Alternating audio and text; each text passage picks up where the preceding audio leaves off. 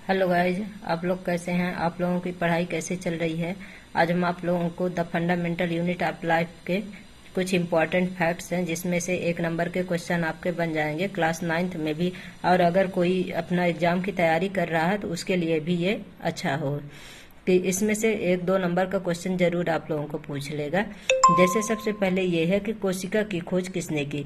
तो कोशिका की खोज किसने की? रॉबर्ट हुक ने की थी। कब की थी? तो 1665 में की थी। और किसमें की थी? तो जो कार्क में की थी, कार्क में खोज की थी। कार्क क्या है? जो कि बॉटल का, जैसे जो कांच के जो बॉटल होती है और उसमें जो एक ढक्कन जैसे लगा होता है उसी में ऐसे सेट कर देते हैं, वो क्या है? कॉर्क है। और उसी में जो है तो उन्होंने डेड सेल की खोज की थी। कौन सी सेल की खोज की थी? उसमें मृत्यु सेल की, मतलब जो हो तो डेड सेल की उन्होंने खोज की थी, रॉबर्ट हुक ने सबसे पहली बार। फिर जीवित सेल की खोज किसने की थी? तो जीवित सेल की खोज जो है तो लीवेनहॉक ने की थी। केंद्रक की खोज किसने की थी? तो रॉबर्ट ब्राउन ने की थी केंद्रक की खोज। फिर सबसे बड़ी कोशिका किसकी होती है? तो शुतुरमुर्ग का अंडा होता है सबसे बड़ी कोशिका जो है। फिर सबसे छोटी कोशिका किसके होती है? तो माइकोप्लाज्मा है। प्रोकैरियोटिक कोशिका में केंद्रक नहीं पाया जाता। जो अपने जैसे बॉडी में कितने प्रकार की जो है तो कोशिकाएं पाई जाती हैं? तो 2 प्रकार की कोशिका होती हैं, प्रोकैरियोटिक और यूकैरियोटिक कोशिका। तो जो प्रोकैरियोटिक कोशिका होती है उसमें केंद्रक नहीं पाया जाता है, यूकैरियोटिक कोशिका में केंद्रक पाया जाता है। और पौधों की जो सेल वॉल हो तो किसकी बनी होती है? तो सेलुलोज की बनी होती है। फिर जंतु कोशिका में सेल वॉल नहीं पाई जाती है।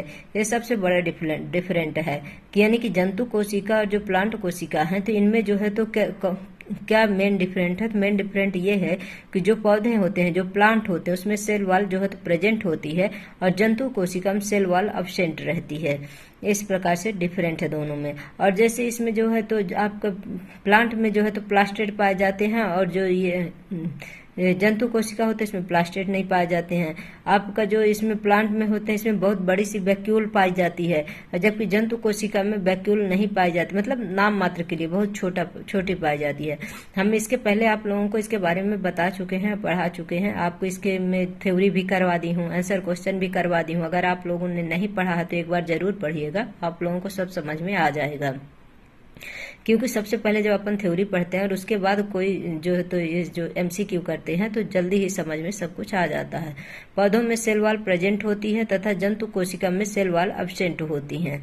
फिर जे.ई. पुरकिंजे ने 1839 में कोशिका में स्थित तरल जैविक पदार्थ को जीव द्रव्य नाम दिया। अब जैसे आपसे 1 नंबर क्वेश्चन अगर पूछ लिया कि जीव द्रव्य नाम किसने दिया, तो जे.ई. पुरकिंजे ने दिया था। कब दिया था? तो 1839 में दिया था। फिर आपका जो कोशिका सिद्धांत किसने दिया? तो कोशिका सिद्धांत जो है तो एम स्लीडन एंड टी स्वान ने 1838 में जो है तो एम स्लीडन ने और टी स्वान ने 1839 में कोशिका सिद्धांत के विषय में बताया था। फिर बिरचो ने क्या बताया था कि जैसे जो इन्होंने सेल की तो खोज कर दी, बट ये नहीं बताया था कि जो नई सेल हैं तो किससे बनती हैं।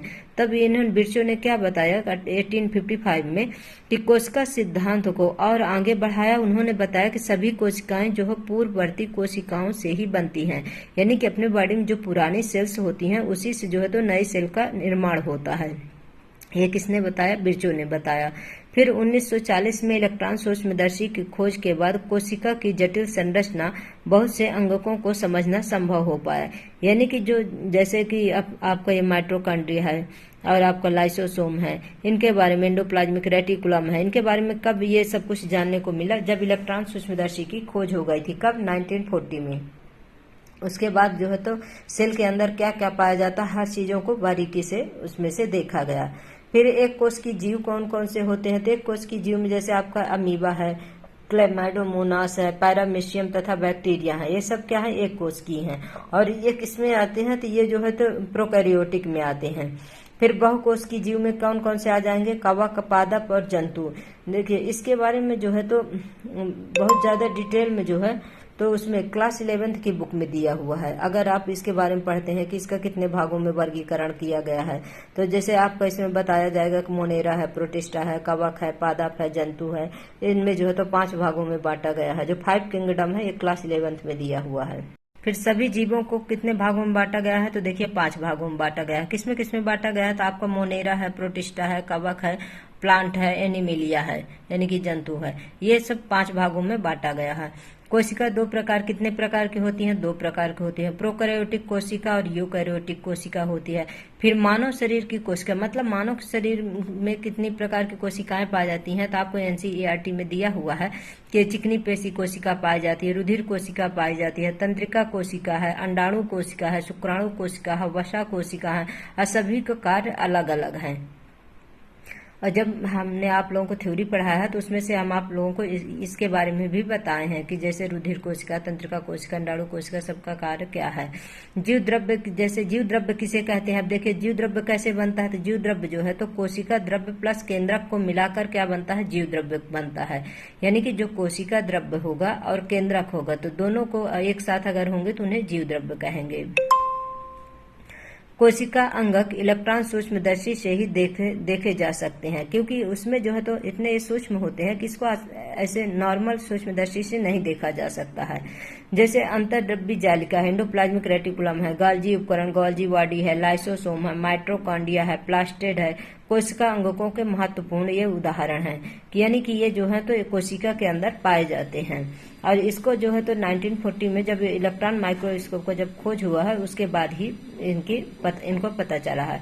प्रोकैरियोटिक कोशिका का आकार प्रायः छोटा होता है, 1 से लेकर 10 माइक्रोमीटर होता है, और 1 माइक्रोमीटर बराबर कितना होता है? तो 10 की पावर 6 माइक्रोमीटर होता है। यूकैरियोटिक कोशिका का जो आकार प्रायः होता है तो बड़ा होता है, 5 से जो है तो 100 माइक्रोमीटर होता है। आप लोग इसको भी ध्यान दिए रहेगा, कभी कभी ब्लैंक जो आपका करेक्ट स्थान आते हैं उसमें जैसे दे देगा कि प्रोकैरियोटिक सेल्स जो है तो साइज कितना होता है, तो 1 से लेकर 10 माइक्रोमीटर होता है। यूकैरियोटिक का जो है 5 से लेकर 100 माइक्रोमीटर होता है। फिर लाइसोसोम को क्या कहते हैं? आत्मघाती थैली कहा जाता है लाइसोसोम को। कवक की जो कोशिका भित्ति किसकी बनी होती है? तो काइटिन की बनी होती है। बैक्टीरिया की कोशिका भित्ति किसकी बनी होती है? तो पेप्टिडोग्लाइकन की बनी होती है। फिर अपना खुद का डीएनए किसमें पाया जाता है? ये सबसे इम्पोर्टेंट है। केंद्रक में पाया जाता है, माइटोकॉन्ड्रियम में पाया जाता है, प्लास्टिड में पाया जाता है। इन तीनों में अपना खुद का डीएनए जो है तो पाया जाता है। ये आपके क्लास 9th में ही दिया हुआ है। आप लोगों को अगर ऐसा लगे कि नहीं ये सही है कि नहीं, तो आप लोग एक बार बुक्स पढ़िएगा, बिल्कुल आप लोग 100% श्योर हो जाएंगे। गाइज, आप लोगों को क्लास कैसे लगे, इम्पोर्टेंट जो फैक्ट्स आप लोगों को बताए हैं इसके बारे में आप लोग कमेंट करिए, लाइक करिए। Thanks for watching.